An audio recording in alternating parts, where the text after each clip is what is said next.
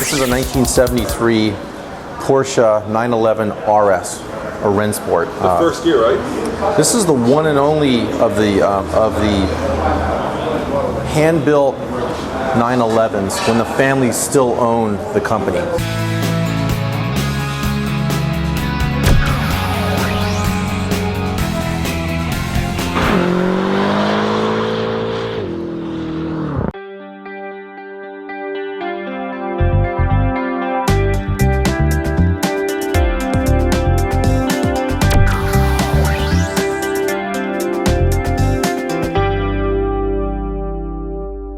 In 1974, that all changed. So this is the car. There are other RSs out there, but this is the pinnacle of the boy racer car. This one we purchased from a gentleman that restored the car and taken it to something called the Porsche Parade, which is sort of the Pebble Beach of Porsche events, and it won its best in the 911 class, best in the RS class, and actually best of show. And this is probably one of my favorite cars because it just hauls ass. It makes crazy sound for a Porsche.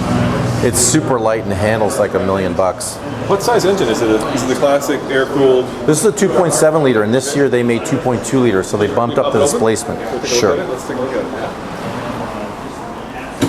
And I take it the car has been lightened to make it as agile and as Porsche did that. Porsche did that, and this is the first year they did something called the ducktail here. Okay. That was the start of the whale tail. You'll see its neighbor is actually a 78 that has what they call the whale tail. That's a turbocharged car. This is a normally aspirated car. Now those turbos were notorious for having snap oversteer. Yeah, because of some turbo lag or what have you. Does this one have it as well? Is this more neutral in terms of? No, this is much more neutral. This is linear in its horsepower and its torque. What draws you to Porsches? What is it about the cars that you like so much? You know, it's funny. If you ask me if I'm a big Porsche guy, I'd probably say no. I think the designs are interesting, but they're not like the Italians. But there's a value for them. Right? There's a value that, you know, if you want to get a 911S, let's say in the 60s, you could probably buy one from 80,000 to, let's say, 200,000. If you want the same performance car from an Italian car, it's going to be 400,000 to $1 million. But I'm an architect, and my whole world's about passion and beauty. And you know, fortunately, we have a couple of the Porsches that are beautiful. But I'd rather have more beautiful cars that are objects, like the '63 split window behind you.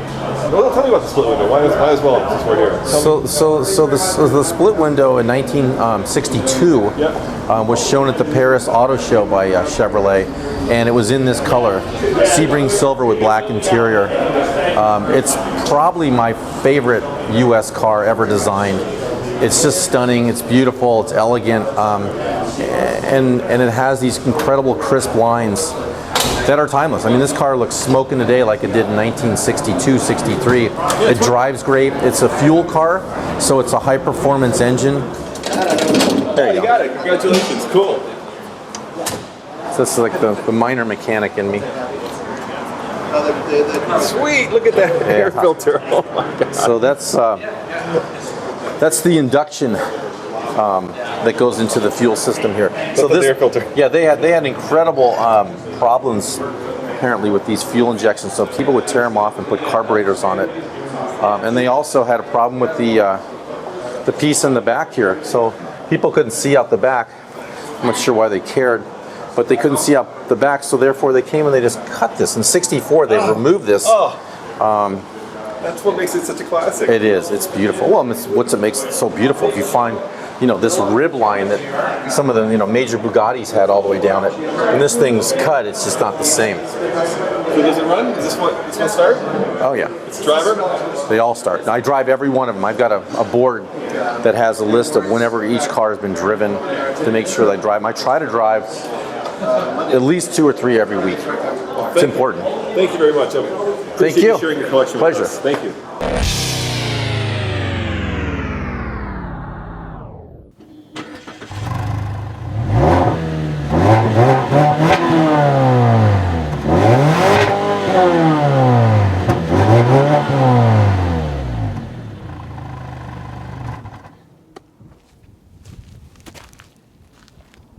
Oh my this is a gorgeous car. In fact, I would go so far as to say this is one of the best looking sedans on the market today.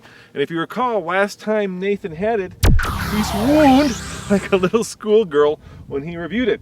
But he didn't go 0 to 60, so guess what's coming up next? That's right, the brand new Mazda 6 0 to 60 on the fast lane car. Whew, that is one sexy car.